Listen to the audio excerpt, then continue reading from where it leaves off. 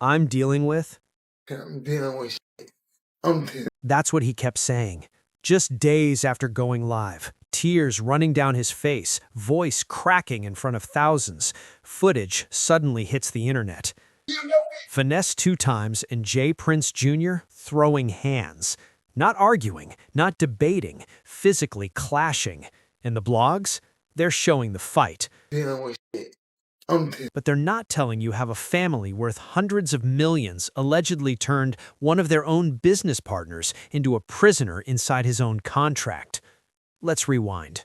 What hurt me the most? Right now, as you're watching this, there's a clip circulating on every platform. The entire hip-hop community is buzzing. I'm dealing with who knew they daddy worth $300-something million. The footage shows Finesse 2 times and J. Prince Jr., 2 men who were supposed to be building wealth together, locked in a physical altercation that looks like the final explosion of a partnership that had been deteriorating for years.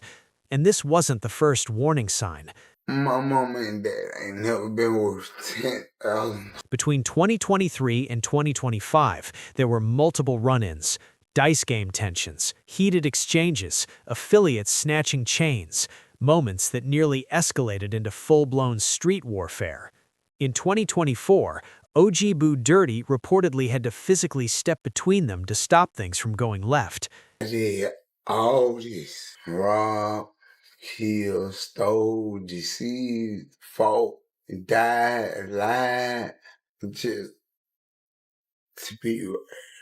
Nigga, you got me. Each incident was a red flag. Everyone saw it. Nobody stopped it. Now, the timeline has exploded. But this isn't just another celebrity scuffle. To understand why this moment feels different, why it feels final, you have to go back to where it all began. Summer 2022. And I told him the only reading he should have been doing is to reading that contract from Mob. Ricky Hampton Jr., better known as Finesse 2 times, had just been released from federal prison after serving nearly 4 years on a firearms possession case stemming from a 2017 nightclub incident in Arkansas. Ain't call me out on my education when you just sat right there and turned yourself into a slave, buddy. He did his time, came home, the industry was watching. And what happened next looked like a movie. You read your own contract before signing the life. J. Prince Jr., head of Mob Ties Records, welcomed him home in grand fashion. Private jet, heavy chain, red carpet treatment. It looked like the comeback of the year. And Mob Ties wasn't some random startup. Rocket science to figure out there was a bad contract.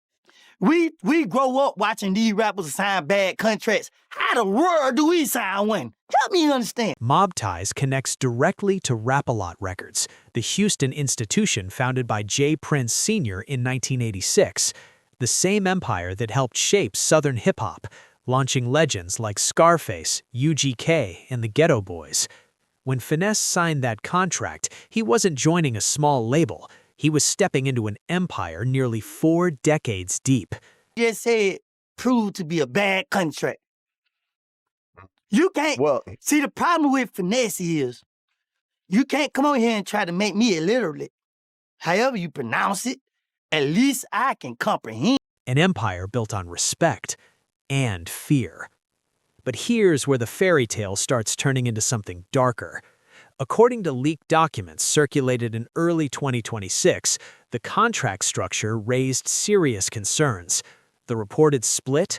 35% to Finesse, 35% to Mob Ties, 30% to J. Prince Entertainment. And that wasn't just album sales. That split allegedly covered touring revenue, foreign royalties, merchandise, publishing, ancillary rights, virtually every dollar tied to Finesse's name. You reading. If that kid can read, he reading. What's the purpose of reading if you can't comprehend? I rather comprehend than know how to read. Even more concerning, J. Prince Entertainment reportedly maintained full managerial control over business decisions. So while the partnership looked equal on paper, operational power allegedly remained firmly in the Prince family's hands. In January 2026, Finesse went live and broke down emotionally. He said he had released 2 full projects with little promotion, He claimed he paid $10,000 to $15,000 per music video out of pocket. I was in the shoe, and when I used to rap on the door and shit, and it was like, man, you know Honeycomb from Alabama? I'm like, nah, man, but you like the third. He said lucrative show offers were declined, forcing him to seek independent deals, reportedly worth $10 to $20 million. This wasn't an internet rant. This was a man at the breaking point. And then he said something that shifted everything. I'm dealing with people born into $300 million. That line wasn't just frustration. It was a contrast. On one side, generational wealth. They just see like Honeycomb from Alabama. They're like, yeah, man, check him out when you get out. Ooh, you get out, man, he hard, man. You will really like him, man. You remind me so much, honey. Y'all just like, you know. On the other, a man who fought through incarceration, poverty, and risked everything to build leverage. That gap? That's the real story. At 33 years old, with 10 children depending on him, the pressure became unbearable. He reportedly offered to deliver 5 full albums just to buy his way out. He accused J. Prince Jr. of avoiding real conversations, of scheduling meetings that never materialized, of spending lavishly while he struggled to stabilize. Meanwhile, critics questioned why he signed in the first place. Some argued the contract terms should have been obvious. Others pointed to street loyalty, desperation for a comeback, and trust in legacy power structures. But regardless of where you stand, one fact remains. When I got to Atlanta, jailhouse, they had phones. So I was seeing it. So this the Honeycomb nigga they was talking about. So I reached out. When you press play on that fight footage, you're not watching two men randomly lose their tempers. You're watching the eruption of a partnership built on power imbalance, pressure, and broken expectations. And this was only the beginning. The bond between Finesse and Honeycomb Brazy wasn't industry-made. It was forged behind prison walls. It was rooted in mutual respect, shared struggle, real loyalty. While Finesse was locked up, Honeycomb stayed 10 toes down. He reportedly turned down a $40,000 feature from Moneybagg Yo out of loyalty. He even sent money, around $1,500, while Finesse was still inside. And when a man behind bars takes from his own family to send you bread, that gesture means more than the number. That's not business, that's brotherhood. But when Finesse came home in 2022, something shifted almost immediately. Like, he with me, so I reached out, I seen it. You know what I'm saying? My guys and shit, they were like, bro, what you. Like, he always posting shit. So I reached out, we chopped it up, and it was what it was. Honeycomb expected the favor to be returned. Finesse says he planned to. The problem? Timing. He described being just 3 days fresh out of federal prison, overwhelmed, adjusting to freedom, navigating airports for the first time in years, and in the middle of that chaos, Honeycomb was pressing for money. When Finesse couldn't deliver instantly, the energy changed. And that moment? That's where the crack formed. Because at its core, this beef wasn't about a couple $1,000s. It was about pride, about ego, about two street-hardened men who didn't know how to communicate vulnerability without it sounding like weakness. Finesse eventually sent money, reportedly $1,500 to $2,000, thinking that would smooth everything over. It didn't. The silence returned. Then Honeycomb asked Finesse to pull up on his mother with cash. Finesse says he wanted to honor that request, but he was in Memphis and couldn't make it happen immediately. In that delay, it poured gasoline on a fire that was already smoldering. Yeah, bro, I ain't gonna lie, bro fucked with me in jail. Bro fucked with me in jail. I ain't gonna never put no cap in it out, bro. Like, it is what it is. Then it got public. Honeycomb dropped a diss track titled Why He Lie. He painted Finesse as a user, a cap artist. Finesse responded by trolling him online, questioning his character. Then Honeycomb's mother stepped in to defend her son, and that's when lines were crossed. Because in the streets, going at a man's mother, that's nuclear. That's sacred ground. Then came the snitching allegations. Honeycomb accused Finesse of cooperating with the feds in connection to a 2023 case. Later, Honeycomb reviewed paperwork and walked the accusation back, but by then, the damage was done. Christian with me like my man, but he on the phone, he want me to Zelle. I don't even know what the Zelle is. I don't TTE Naughty broke it down bluntly. Honeycomb turned down real money out of loyalty, then watched Finesse sign what many called a predatory deal. The critique was simple. When you sign out of desperation instead of strategy, the system plays you. He like, but can you go and send a name? And when I wasn't able to do it, when he wanted me to do it, it became a show.